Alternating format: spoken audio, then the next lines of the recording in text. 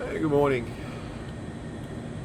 And yeah, I just thought I'd show you this little, well, it's not little. It's a 210 over. What's that? A mountain class?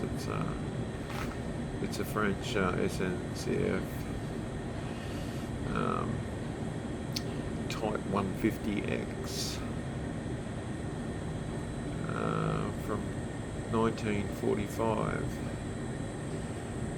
These were originally German, but the French got their hands on a few after the war and made their own. And I've ended up with the HAMMO version. I was really trying to buy the Jouef version. It's got better detail. Probably not as good motor though. You have a look at the valve gear there. It's got little C-clips, circlips as we call them down here, locking it all in place. So yeah, it's not too bad. Not too bad at all. It smokes. You can see the smoke here in the top of the chimney there. Yeah, it's die cast, obviously, and it's a fair sized motor hanging out the back there. But for the time of manufacture, that was the technology at the time. It's not a bad coal load in the tent. It's got the SNCF logo there with the number. Not too bad. Now I've got also the German version, also a HAMMO. It's a little bit nicer in the presentation, but seeing the paintwork's a bit worn, a bit rough looking. I've had a look at it. It looks like they just didn't polish the die cast very well before they painted it. So yeah, it also smokes. It's got the smoke deflectors as well. Nice detail. I think that from what was written on the box, the guy that owned these, I'll show you the boxes. I'll start from the left. So there you go. That's the kind of locomotive that they call it in German. Gut for or God. Yeah. There's a few words crammed in together there. Class 44. And he's written 1926, maybe as the year of manufacture. And have a look at the price. No, I don't think so. I didn't pay that. I paid $150 for the two, which I thought was a pretty good deal. Considering they were boxed in, not too bad. This is the box for the French.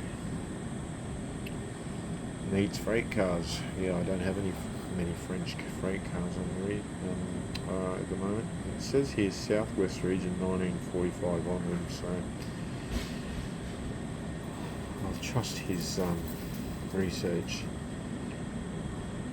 But yeah, I'll just quickly show you how they run. They're a little noisy, obviously, but they're good enough.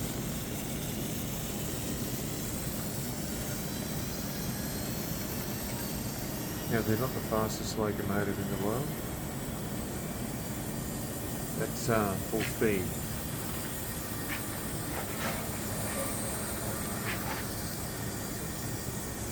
I just have to go behind the big pile of junk on the table where I've been finishing the track.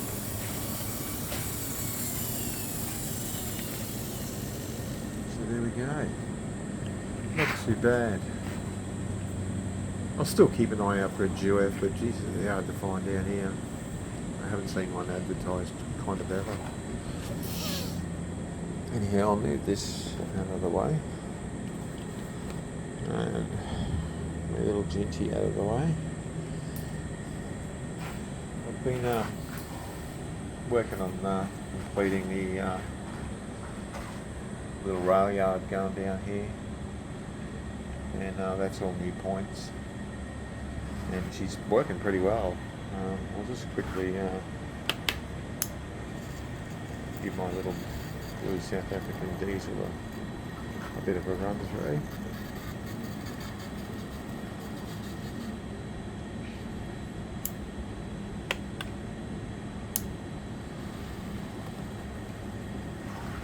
So she's working well.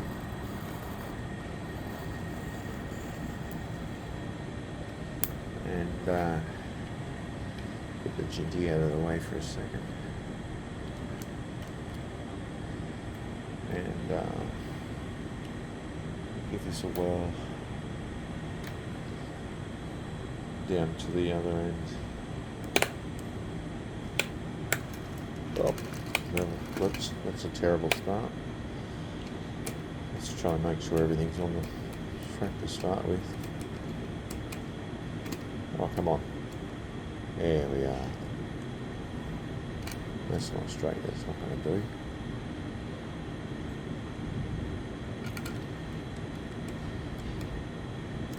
Okay. Take two. Okay, here we go. Yep. All the way down the back. Perfect. Time to come back.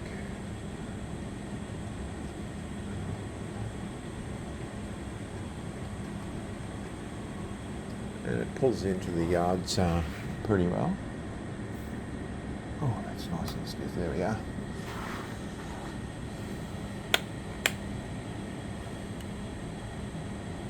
Oh, parked it right on the spot. Oh, that's right. Just 10. There we are. So far, no derailments. So I'll be able to do a little bit more making up trains and doing a bit of shunting around the place.